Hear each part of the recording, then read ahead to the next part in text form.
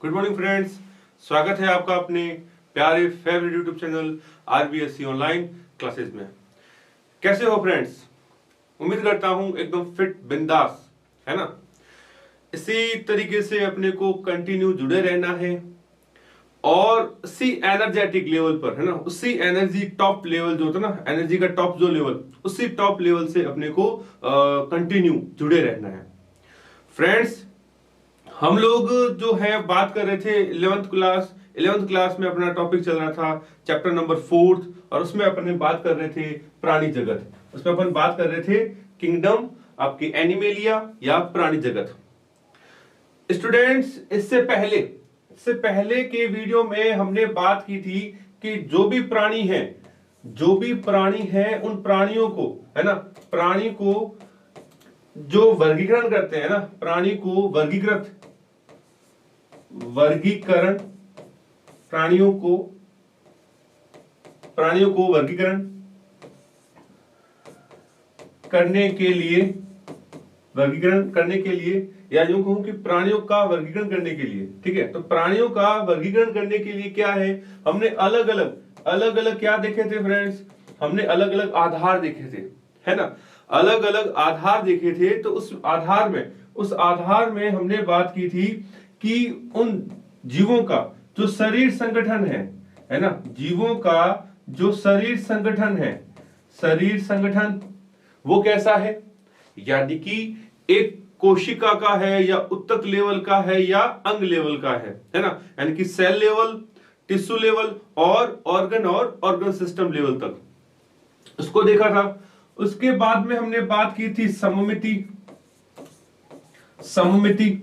है ना, यानी कि सिमेट्री, कि किसी भी जीव को एक काल्पनिक एंगल से कट करें कि उनके दोनों जो टुकड़े हैं है ना, टू जो पीसेस है वो एकदम से इक्वल हो, तो उसको हमने देखा था। सममिति के बाद में बात करें कि उनका स्तर द्विकोरक या त्रिकोरक यानी कि किस लेवल का था, मीनिंग कि दो परतों से मिलकर बना हुआ है या तीनों जो जननिक स्तर है उन तीनों से बना हुआ है। यहां हमने बात की थी फ्रेंड्स कि जो भी लेयर होते हैं उसके अंदर एक तो होता है आपके एक्टोडर्म, फिर हमने बात की थी मेसोडर्म और आपके एंडोडर्म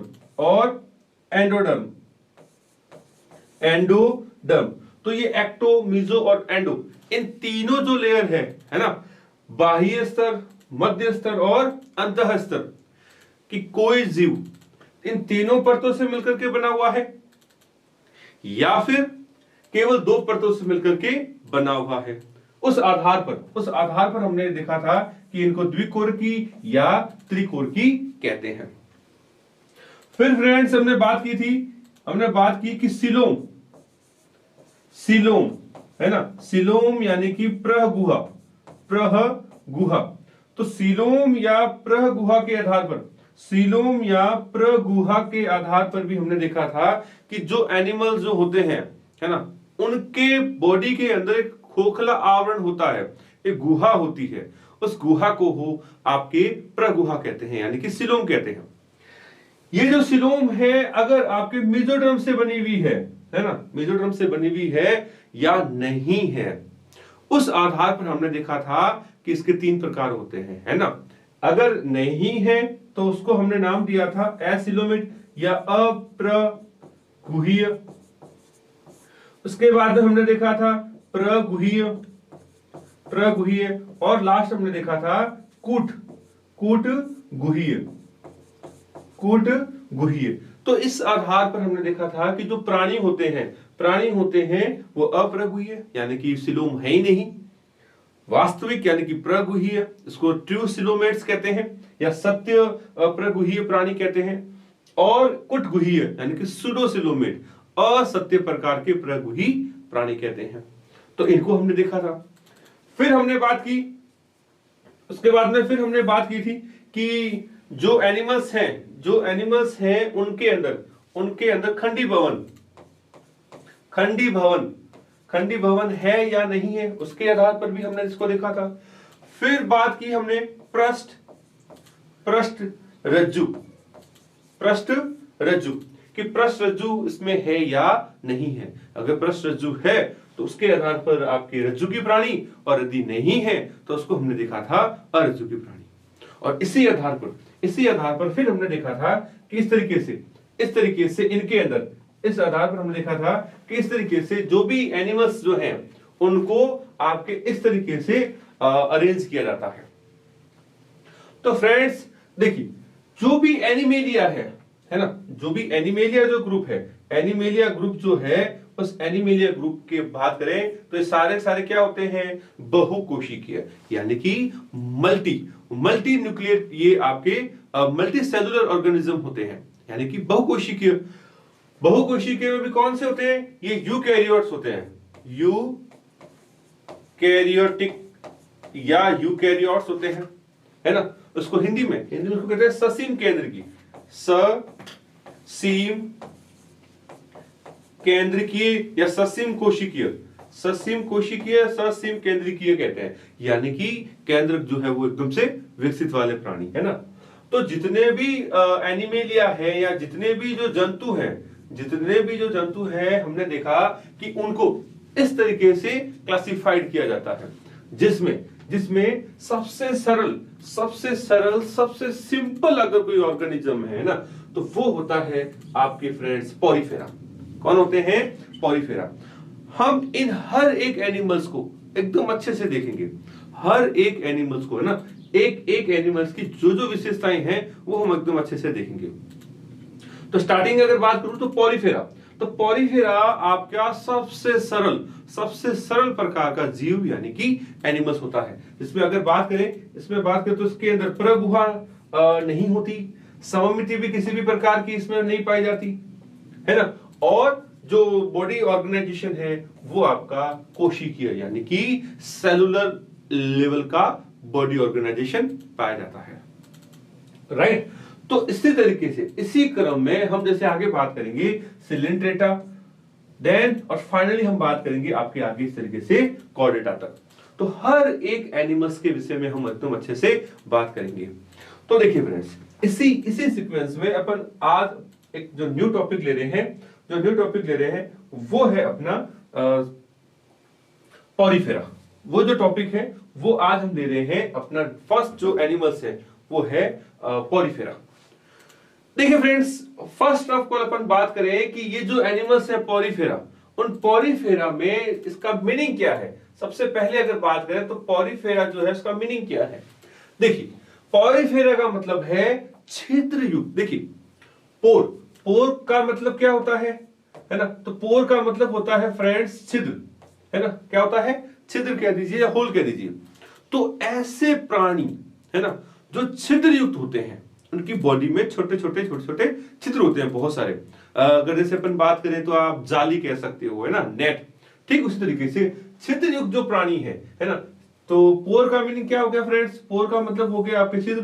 तो ऐसे एनिमल्स जो क्या हो, है ना, ऐसे एनिमल्स जो क्या हो वो आपके छिद्र युक्त। तो छिद्र युक्त जो जीव है ना, छिद्र युक्त जो जीव है वो आपके इसके अंदर काउंट किए जाते हैं, पॉरीफेरा। तो ध्यान रखना फ्रेंड्स, बहुत सिंपल है पॉरीफेरा। पॉरी का मीनिंग होता है पोर और फेरा यानी कि बॉडी ऑर्गेनाइजेशन। तो ऐसे जीव, है ना, जो क्या हो, छिद्र युक्त हो, तो ऐसे प्राणियों को पॉरीफेरा कहा जाता है। और ध्यान रखना फ्रेंड्स, इनको सामान्य भाषा में इसको स्पंज कहा जाता है। क्या कहा जाता है, इनको सामान्य भाषा में स्पंज कहा जाता है। देखिए फ्रेंड्स, अगर कुछ एक एग्जांपल की बात करूं तो आप जो ये डॉट्स देख रहे हैं ना, इन डॉट्स को कहते हैं आपके ऑस्ट्रिया।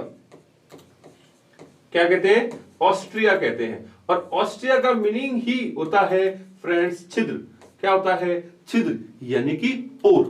क्या होता है, छिद्र यानी कि पोर। देखिए होता क्या है कि इनकी बॉडी में ये जो ऑस्ट्रिया जो है, इसी से ही क्या होता है, पानी का, है ना, पानी जो है वो इसके अंदर एंटर करता है। यूं मान लीजिए कि छोटे छिद्र हैं और इन्हीं से जो वाटर जो बैलेंस है वो इनके द्वारा किया जाता है। उनको ऑस्ट्रिया या ऑस्ट्रियम भी कहते हैं। ठीक है, तो देखिए अगर बात करें कि स्पंजों में जो आपके मेन जो सिस्टम है उसको जल परिवहन या नाल तंत्र कहते हैं। कुछ नहीं होता, बहुत सिंपल सा शरीर होता है, ठीक है, जिनकी बॉडी में काफी छिद्र बने होते हैं और उन्हीं में एक सिस्टम बनता है। ध्यान रखना, उनके अंदर एक सिस्टम बनता है कि इनकी बॉडी में जो ट्रांसपोर्टेशन जो है ना, वाटर जो ट्रांसपोर्टेशन है वो एक सिस्टम के तहत होता है, उसको कहते हैं जल परिवहन यानी कि वाटर कैनाल सिस्टम कहते हैं। जिस प्रकार से हमारे घर में एक पानी का जो आवागमन जो है पाइप के थ्रू होता है ना, कि कुछ पाइप जो होते हैं उनसे टैंक के अंदर पानी जाता है और कुछ पाइप्स होते हैं उन टैंक में से पानी को बाहर निकालते हैं, है ना, कुछ टैंक्स में से पाइप बाहर निकलता है। ठीक इसी तरीके से इनके अंदर भी इस तरीके से सिस्टम पाया जाता है। अब देखिए इनके बॉडी में एक केंद्रीय स्पंज गुहा होती है, बहुत इंपॉर्टेंट है फ्रेंड्स, इसको स्पंजोसील कहते हैं। ये इसकी महत्वपूर्ण विशेषता है कि देखिए बॉडी में काफी सारे छिद्र होंगे। देन बात करें जल परिवहन का एक सेंट्रल सिस्टम पाया जाएगा और उस सेंट्रल सिस्टम को क्या कहते हैं, स्पंजोसील कहते हैं। क्लियर। अब देखिए पानी जो है, जल जो ना सूक्ष्म रंध्र है जिसको कहते हैं ऑस्ट्रिया, वहां से एंटर करता है, ऑस्ट्रिया से इनके अंदर एंटर करता है और ऑस्कुलम जो है, ऑस्कुलम ध्यान रखना फ्रेंड्स, जो इसका ये टॉप जो पार्ट है उसको कहते हैं ऑस्कुलम। क्या कहते हैं, इसको कहते हैं ऑस्कुलम। तो इस ऑस्कुलम के थ्रू जो है ये बॉडी से पानी बाहर निकाल देते हैं। तो मतलब पानी आते छोटे छोटे छिद्रों से है आया, और इस ऑपरकुलम को आपको समझाने के लिए आप ये मान लीजिए एक प्रकार के मुख की तरह स्ट्रक्चर है। ये किसकी तरह स्ट्रक्चर है, ये आपके मुख यानी कि माउथ की तरह एक स्ट्रक्चर आप उसको मान सकते हो, है ना। तो उसको कहते हैं ऑपरकुलम, क्या कहते हैं, सॉरी ऑस्कुलम। तो कहने का मतलब है कि ऑस्ट्रिया यानी कि जल जो रंध्र हैं उनसे ये पानी को अंदर लेते हैं और एक सिस्टम के तहत इसको वापस बॉडी से बाहर निकाल दिया जाता है। अब देखिए, अब इसमें और अगर बात करें तो इसके अंदर कॉइनोसाइट्स या कॉलर जो सेल्स है वो इसके अंदर पाई जाती है। कॉलर सेल या कोइनोसाइट जो सेल्स है ये इनके एक्सक्रीटरी जो सिस्टम है ना, अंदर का जो पार्ट है उत्सर्जन सिस्टम, उसको ये कंट्रोल करते हैं। और अगर इंपॉर्टेंट बात करूं तो देखिए इनके अंदर देखिए मैं रिपीट कर देता हूं, ये किस प्रकार के हैं, ये आपके कोशिकीय स्तर के,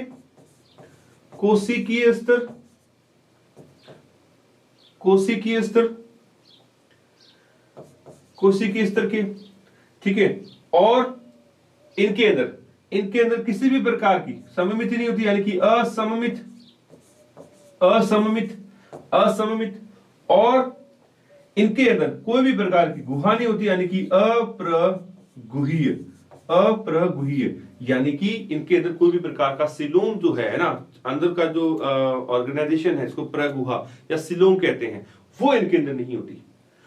तो देखिए फ्रेंड्स, इनको याद कैसे करना है, आप जैसे जैसे आगे बढ़ेंगे आपको लगेगा कि सर ये तो फीचर्स जो हैं और थोड़े बहुत तो सेम है लेकिन कुछ कुछ अलग है।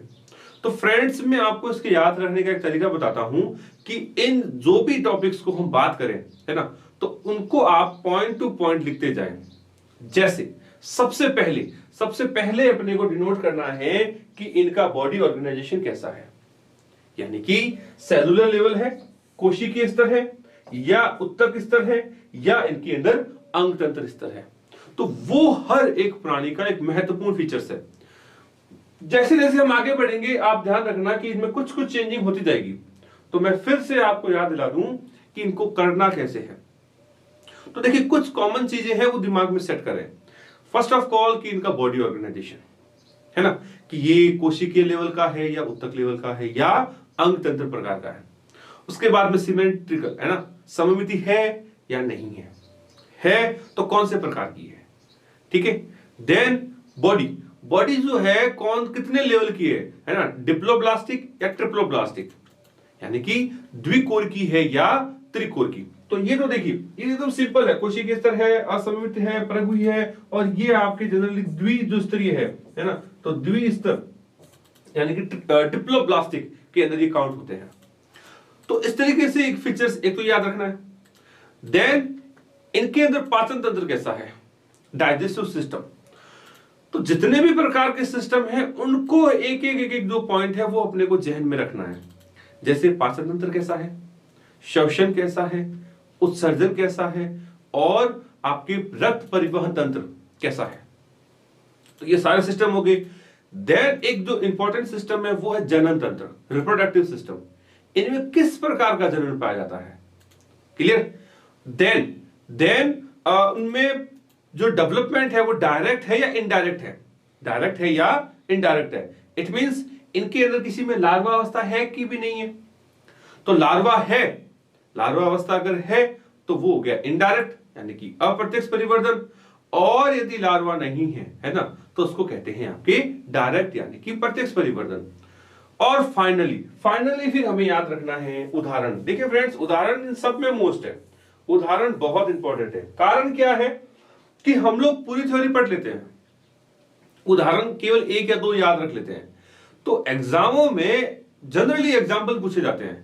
जैसे देखिए, इसके सारे एग्जाम्पल बहुत इंपॉर्टेंट है। कैसे, देखिए साइकन है ना, साइकन को साइफा कहते हैं। स्पॉन्जिला, क्या नाम है भी, स्पॉन्जिला यानी कि स्वच्छ जलीय स्पंज को कहते हैं। और यू स्पॉन्जिया, ये अपने नाम से बहुत फेमस है, इसको बाथ स्पंज कहते हैं। क्या कहते हैं फ्रेंड्स, इनको बाथ स्पंज कहते हैं। तो देखिए यूस्पोंजिया जो है, ये जो अपन नहाने में जो भी स्क्रब वगैरह यूज करते हैं ना, स्क्रॉच ब्राइट जिसको आप कहते हैं, बर्तन वगैरह धोने में भी इसको यूज किया जाता है।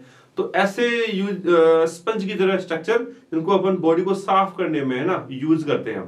तो उन स्ट्रक्चर्स को क्या कहते हैं, ये होते कौन है, यूस्पोंजिया, और इसी को क्या कहते हैं, बाथ स्पंज कहते हैं। क्लियर।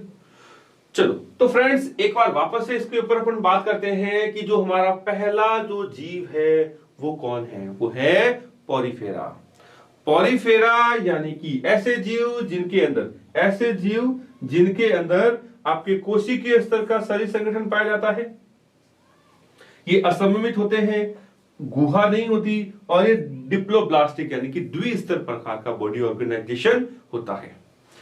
पॉलीफेरा क्यों कहते हैं, कारण कि इनकी बॉडी में छोटे छोटे क्या होते हैं, छोटे छोटे छिद्र होते हैं, और उन्हीं छिद्रों को आपके सूक्ष्म रंध्र कह सकते हो, ठीक है, या इसको सूक्ष्म जल रंध्र भी बोल सकते हो। और उसको कहते क्या है, उसको कहते हैं ऑस्ट्रिया। क्या कहते हैं, ऑस्ट्रिया कहते हैं। क्लियर। इनकी बॉडी में जो एक सिस्टम पाया जाता है जिसके तहत पानी पूरी बॉडी में रोटेट किया जाता है। देखिए ध्यान रखना फ्रेंड्स, इनके लिए भोजन का जो सोर्स है ना वो पानी का ही होता है। यानी मान लीजिए पानी के अंदर जो छोटे छोटे पार्टिकल्स जो होते हैं है ना, जू प्लैंक्टन्स वगैरह, उनको ये अपने भोजन के रूप में यूज करता है। तो पानी इनकी बॉडी में आता है तो जो भी न्यूट्रिशन को रखना होता है रख लिया जाता है, और बाकी बाहर निकाल दिया जाता है। तो जिससे बाहर निकाला जाता है उसको क्या कहते हैं, ऑस्कुलम। क्या कहते हैं उसको, ऑस्कुलम। तो ये भी एक प्रकार का बड़ा छिद्र है जिसको आप मुख कह सकते हो, है ना।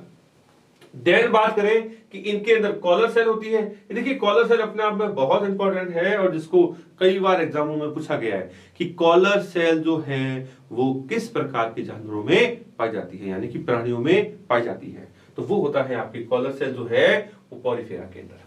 देन बात करें इनका एग्जाम्पल में साइकन, ठीक है, आपके स्पॉन्जिला, और जो यूस्पोंजिया है जिसको बाथ स्पंज कहते हैं। तो ये जो एनिमल्स के जो डायग्राम आप देख रहे हैं वो इन्हीं के हैं, वो आपके इन्हीं के, जैसे ये हो गया आपके साइकस का, है ना। तो आपसे ये भी पूछा जा सकता है, जैसे डायग्राम दे दिया और नीचे 4 ऑप्शन दे देंगे कि इनमें से कौन सा पॉलीफेरा है, राइट। और मैं फिर बता दूं इनके एग्जाम्पल बहुत इंपॉर्टेंट है, कारण कि आपसे ऐसा पूछा जाएगा कि बाथ स्पंज किसको कहा जाता है। तो ठीक है फ्रेंड्स, इसी कड़ी में आज का जो हमारा पहला जो क्वेश्चन है वो यही है। फटाफट आप लोग नोट कर लें कि बाथ स्पंज किसको कहते हैं।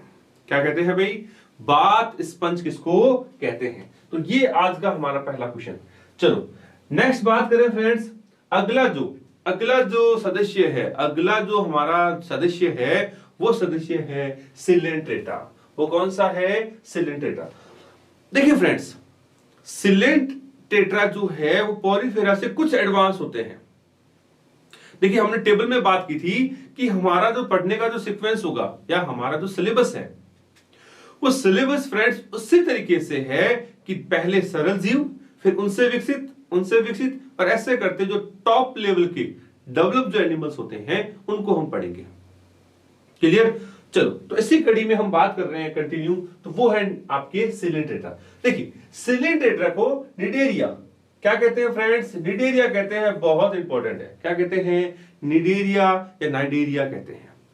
क्यों कहते हैं वो देखिए ये जो स्ट्रक्चर है ना, इस स्ट्रक्चर को कहते हैं आपके निडोब्लास्ट। क्या कहते हैं? निडोब्लास्ट। क्या कहते हैं फ्रेंड्स? निडोब्लास्ट। और बहुत इंपॉर्टेंट है। कारण क्या है कि ये जो एनिमल्स हैं, ये जो प्राणी हैं, उनकी बॉडी में एक विशेष प्रकार की कोशिका पाई जाती है, इसको निडोब्लास्ट कहते हैं। क्या कहते हैं? निडोब्लास्ट। इसका पता है काम क्या है? ये लालटेन की तरह कार्य करता है। अभी लालटेन समझ रहे हो? या यूं कहूं कि आपने अगर देखा होगा कि जुगनू के बारे में नाम सुना हुआ है, ये एग्जैक्ट क्या है? जुगनू की तरह कार्य करते हैं। अभी क्या करते हैं? ये जैव दीप्ति उत्पन्न करते हैं। क्या उत्पन्न करते हैं? ये जैव दीप्ति। बहुत इंपॉर्टेंट है फ्रेंड्स, जैव दीप्ति या जैव प्रतिदीप्ति भी कह सकते हो। बायोल्यूमिनेशन इसको कहते हैं। तो फ्रेंड्स ये क्या है कि ये एक विशेष प्रकार की कोशिकाएं हैं जो आप देख सकते हो। इनसे क्या है कि प्रकाश जो है ना, इनसे क्या है कि प्रकाश की तरह आप मान सकते हो कि प्रकाश जो है वो इनमें से विशेष प्रकार की लाइटिंग कह सकते हो, वो निकलती है। ठीक है? और ये क्या करते हैं, कई बार इतनी ज्यादा मात्रा में ग्रो कर जाते हैं कि समुद्र का एक जो भाग है वो पूरा अपने को लाल की तरह दिखाई देता है। ऐसा लगता है जैसे कि पानी लाल हो गया हो, है ना? तो इसलिए उसको कई बार लाल सागर भी कहते हैं, अगर आपको पता हो ना। रेड ओशियन कहते हैं या रेड सी भी कह सकते हैं। तो वो इसी की वजह से है। तो फ्रेंड्स एक बार मैं फिर से रिपीट कर दूं कि जो सिलेंट टेट्रा है उनको निडेरिया भी कहा जाता है। क्यों कहा जाता है? वो कहा जाता है मेरे फ्रेंड्स उनके अंदर विशेष प्रकार की कोशिकाओं के कारण। और वो कोशिका और कोई नहीं होती, वो कोशिका होती है आपके निडोब्लास्ट। क्या कहते हैं इनको? निडोब्लास्ट कहते हैं। ये तो हो गया इनके निकनेम का मतलब कि सिलेंट टेट्रा को निडेरिया क्यों कहा गया। अब देखिए, अब वही हमारा पहला जो पॉइंट है, क्या कि बॉडी ऑर्गेनाइजेशन कैसा है ना? तो इनका जो बॉडी ऑर्गेनाइजेशन है उनकी तुलना में है, किनकी? पॉरीफेरा की तुलना में थोड़ा सा एडवांस होता है। कारण कि इनके अंदर उत्तक लेवल का, इनके अंदर उत्तक स्तर का जो बॉडी ऑर्गेनाइजेशन है वो स्टार्ट हो जाता है। समझ रहे हो बात को? कि पॉरीफेरा के अंदर आपके कोशिकीय लेवल था, इनसे थोड़े एडवांस हो गए। वो क्या हो गया? इनके अंदर आपके उत्तक स्तर का जो बॉडी ऑर्गेनाइजेशन है वो स्टार्ट हो जाता है। क्लियर? चलो अब देखिए, अब आगे बात करें कि इनके अंदर आपके निडेरिया नामक जो इनकी जो दंश कोशिका है ना, ये दंश कोशिका या निडोब्लास्ट कहते हैं इनको। क्या कहते हैं? निडोब्लास्ट या निमेटोब्लास्ट कहते हैं। आप देखिए इनको किसी भी नाम से याद कर सकते हो। दंश कोशिका कह सकते हो, निडोब्लास्ट या निमेटोब्लास्ट कह सकते हो, है ना? तो इनकी उपस्थिति के कारण क्या है कि ये इनका नाम निडेरिया पड़ा है। उसके बाद में बात करें कि इनके कुछ सदस्य जो होते हैं वो परवाल बनाते हैं। क्या बनाते हैं? परवाल। और ये बहुत इंपॉर्टेंट है, इसको परवाल या कोरल कहते हैं। इन्हीं परवाल या कोरल के आधार पर, है ना, इनको मैंने अभी बताया था ना कि पूरा का पूरा जो समुद्र है वो इनसे पूरा ढक जाता है ना? तो वो होता क्यों है? वो इन्हीं परवाल या कोरल की वजह से। कारण कि इनके द्वारा जो निडोब्लास्ट जो सेल है ना, निडोब्लास्ट जो सेल है वो एक विशेष प्रकार की लाइटिंग डेवलप करते हैं। इसको जैव प्रतिदीप्ति कहते हैं, जिसकी वजह से पानी का जो रंग है वो ऐसा लगता है कि कंप्लीट रेड कलर का हो गया हो। कई बार इनकी बहुत ज्यादा मात्रा में उत्पत्ति हो जाती है, इसलिए इनको कहते हैं। क्लियर?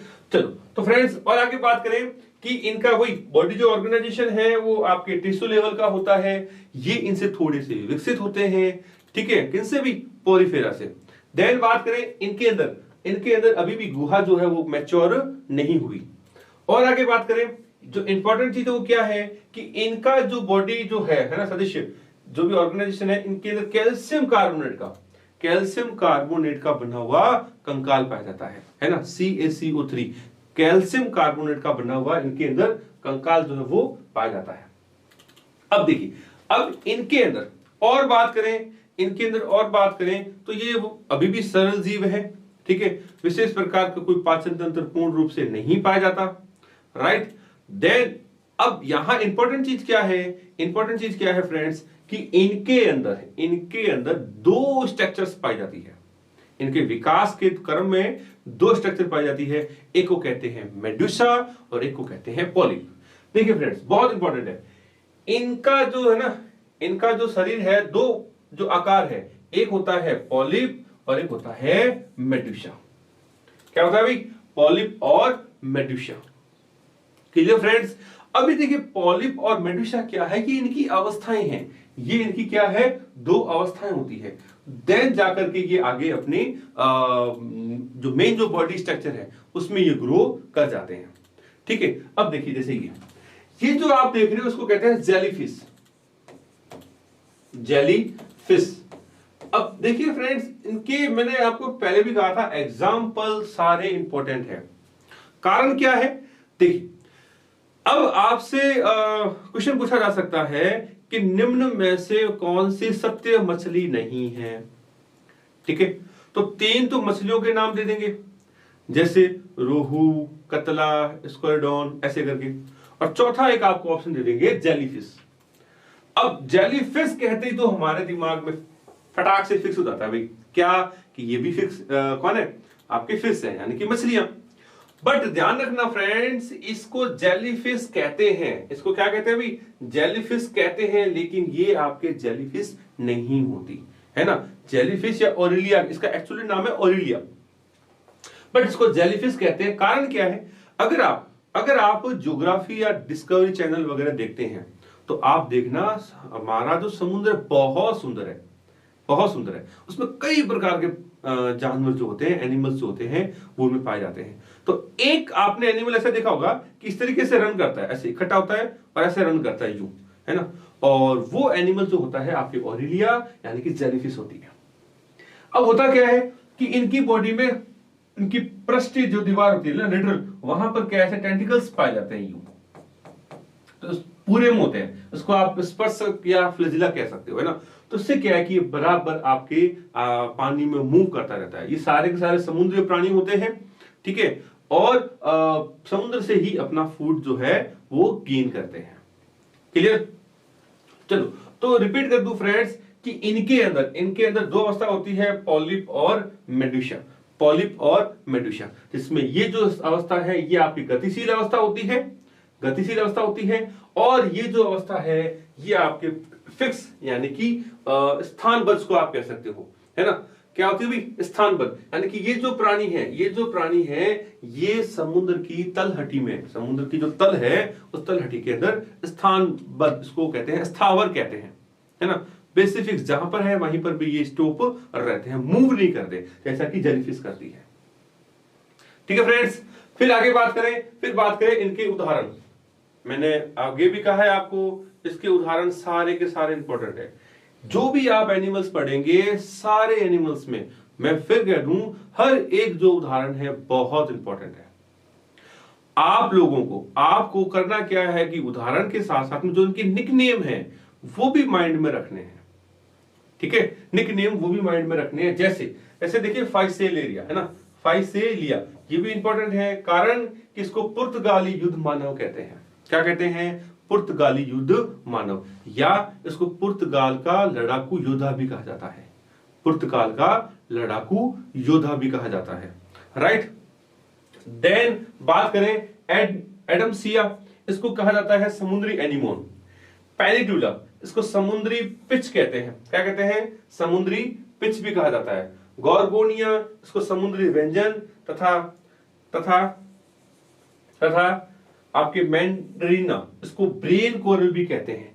तो ये जो है इनके इंपॉर्टेंट जो नेम है ना, निक नेम, वो भी हमें अपने को याद रखने हैं। फ्रेंड्स ध्यान रखना, मैं एक बार फिर से रिपीट कर दूं कि जो संगसलेट्रेटा है वो उत्तर स्तर का होता है अभी भी। बॉडी ऑर्गेनाइजेशन जो है वो यानी कि टिश्यू लेवल का है। देन डिप्लोब्लास्टिक अभी भी यही है। और इनके अंदर इंपॉर्टेंट चीज क्या है कि इनके अंदर निडोब्लास्ट जो सेल है वो इनके अंदर पाई जाती है। और ये इस ग्रुप की सबसे बड़ी विशेषता है कि ये जैव प्रतिदीप्ति क्या करते हैं अभी, जैव प्रतिदीप्ति यानी कि प्रकाश की तरह जो लाइटिंग है वो ये डेवलप करते हैं, उत्पन्न करते हैं। और इसी की वजह से इनको निडेरिया भी कहा जाता है। और इन्हीं को सामान्य भाषा में कोरल या परवाल भी कहते हैं। ये कोरल और परवाल अगर आपने कभी गौर किया हो टीवी वगैरह में, जब भी समुद्र दिखाते हैं तो उसमें फीते की तरह ना लंबे लंबे रेसे होते हैं।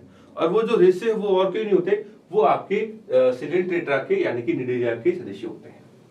और इनका जो बॉडी ऑर्गेनाइजेशन है उनके अंदर कैल्शियम कार्बोनेट का कंकाल पाया जाता है।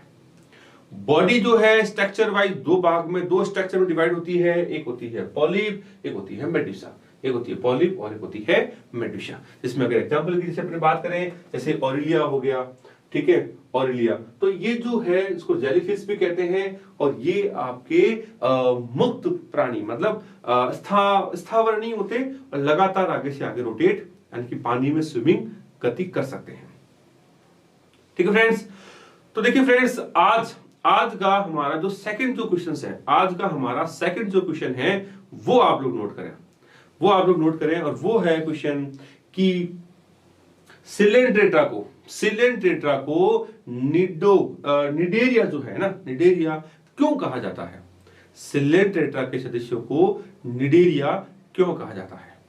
और तीसरा क्वेश्चन है फ्रेंड्स कि जो जेलीफिश है, जेलीफिश जो है इसका अन्य नाम क्या है? जेलीफिश को और क्या कहते हैं? तो उम्मीद करता हूं फ्रेंड्स आज का जो ये वीडियो है, टॉपिक जो है वो आपको पसंद आया होगा, टॉपिक एकदम अच्छे से समझ में आया होगा। अगर वीडियो अच्छा लगे, समझ में आए, तो आप उसको ज्यादा से ज्यादा लाइक कीजिएगा और इसको शेयर कीजिएगा। Thank you so much.